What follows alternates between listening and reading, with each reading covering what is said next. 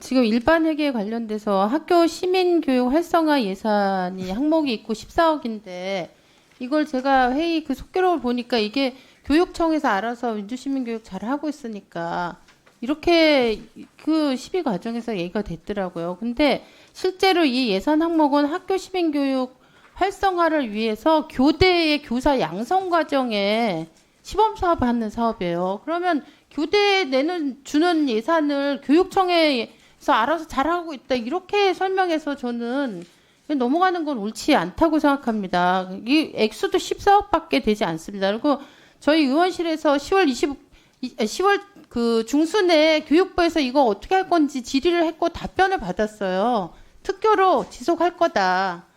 이렇게 답변까지 받은 일이고 이건 교육청이 대학에다 예산을 줄 그런 사업이 아닙니다. 그래서 이 부분은 저는 명확하게 교육부에서 왜 그렇게 얘기를 했는지 답변이 필요하다고 생각이 들고요.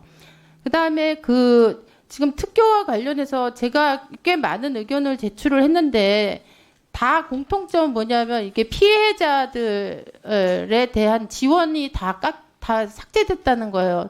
그러니까 첫 번째는 교권 침해를 당한 그 피해 교사와 그다음에 그 학생 이 학생들을 위한 분리 시설을 제대로 만들자. 그걸 분명 부대 의견에라도 넣어달라고 했는데 그냥 추가 예산 확보를 위해서 노력한다. 뭐 이 정도. 그다음에 그 해맑음 센터 이것도 뭐 해맑음 센터에 오는 애들이 교육청 애들이니까 교육청에서 일차 책임이 있다고 얘기하지만 우리가 그 열악함을 봤기 때문에 저는 그렇게 끝나면 안 된다고 보거든요. 특교에서 정말 거기서 요구하는 게 2억이에요. 그러면 이 액수가 막 한 20억, 200억 되면은 저는 못한다고 봅니다. 고려해야 된다고 보지만 겨우 요구하는 게 2억인데 이거 특교에서 저는 반드시 이게 집행이 될 수 있도록 그 예산 심의할 때 들어갔어야 된다고 봅니다. 그리고 117 그 학폭 피해 학생 그 상담 전화를 여가부에서 이제 그 완전 전액 삭감하고 사업을 종료를 했습니다. 근데 저는 우리가 여가부에 대해서 뭐 예산을 편성하라 이렇게 요구하라고 제가 요구한 게 아닙니다.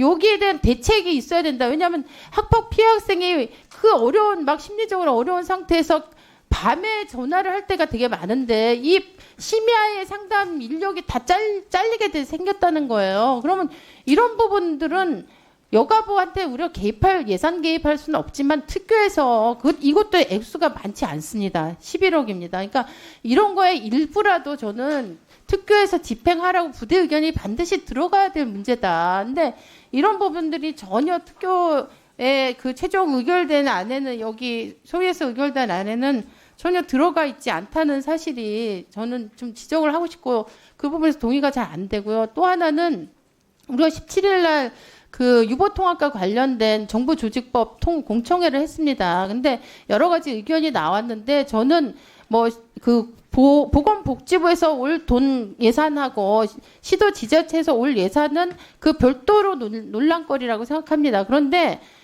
통합을 하기 때문에 발생하는 추가적인 통합 예산이 있잖아요. 이거는 교육부에 가지고 오기로 했다면 교육부가 내년부터 지금 당장 이 올해가 가기 전에 정부 조직법 개정해서 교육부 업무로 가져오겠다고 막 나서서 이렇게 서두르고 있는 판에 내년 예산에 유보통합과 관련된 추가 사업들을 교육부가 그러면 받아 안고 해야 될 텐데 아무것도 책정돼 있지 않고 이걸 그러면 결국 이거는 교부금으로 다 떠넘기겠다는 의도로밖에 해석이 안 됩니다. 그래서 저는 내년도 예산에 지금 그 특교에 관한 부분이라도 지금 이 일반 예산에 그 항목을 신설하는 게 어렵다면 특교 부분이라도 이 유보통합과 관련된 통합 작업 소요 예산 이 부분에 대해서 명확하게 기록을 남기고 그 교육부의 책임을 좀 명시하는 게 저는 필요하다고 봅니다.